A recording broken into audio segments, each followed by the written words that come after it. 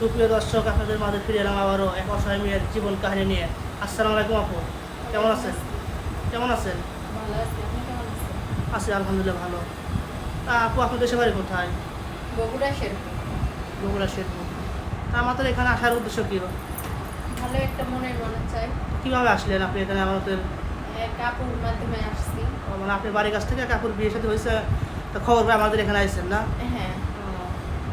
তা আপু, আপনি কি মুসলমান? হ্যাঁ। নামাজ কালাম করেন? হ্যাঁ। তা আপনি তো আমাদের এখানে আসছেন, আপনার কি ফোন নাম্বার আছে? আমার কোনো ফোন নাই। ফোন নাই? তাহলে কীভাবে যোগাযোগ করবেন? আপনাদের মাধ্যমে। আমাদের নাম্বার থাকলে পরে আপনার আমাদের সাথে যোগাযোগ করলে পরে আপনাকে আমরা নিয়ে আসবো, এই তো? হ্যাঁ। আচ্ছা ঠিক আছে। তা আপনি পরিবারে কে কে আছে?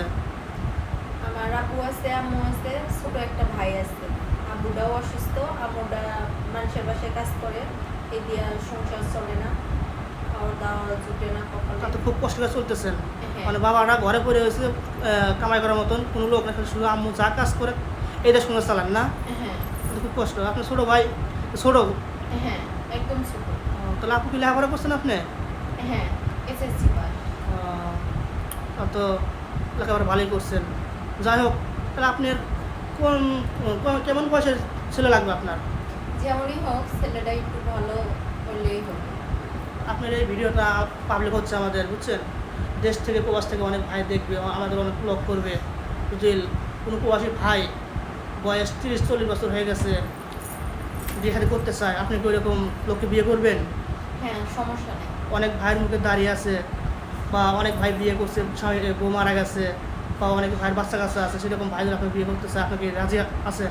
হ্যাঁ, রাজি আছি। আবার তাদের সাথে কোনো রাজি থাকবেন, পরে আবার বিদেশ চলে যাবো গা, পরে আপনার প্রতারণা করবেন, টাকা পয়সা হাতে নিয়ে আপনি চলে যাবেন গা। না না না, এগুলো কাজ হবে না। কারণ এটা আপনারও বদনাম হবে, আমাদের ছেলেমেয়েরও বদনাম হবে। আমরা চাই না যে আমাদের মাধ্যমে কোনো প্রবাসী ভাই আপনাকে বিয়ে শাদী করে প্রতারণার শিকার হোক, এটা আমরা চাই না, বুঝছেন? আপনাকে ভালোভাবে সময় করবেন না? হ্যাঁ।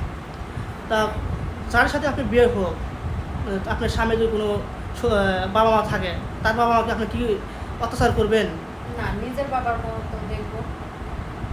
আচ্ছা ঠিক আছে। তাহলে আপনার ফোন নাম্বার নেই না? না। সুপ্রিয় দর্শক, স্ক্রিনে আমাদের নাম্বার দেওয়া থাকবে, মানে ইউটিউব চ্যানেল কর্তৃপক্ষের নাম্বার দেওয়া থাকবে, এই নাম্বারে যোগাযোগ করবেন। কেউ ভিডিও ফোন দিবেন না, সবাই অডিও ফোন দিবেন। আপুর সাথে যোগাযোগ করে দেবো ইনশাল্লাহ। আপুকে খুব অসুস্থ, খুবই দরিদ্র ঘরের মেয়ে, বিয়ে শাদীর জন্য আমাদের কাছে আসছে।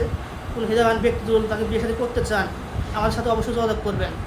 আসসালামু আলাইকুম। সবাই ভালো থাকবেন, সুস্থ থাকবেন। এই আমার শেষ করছি। আল্লাহ হাফেজ।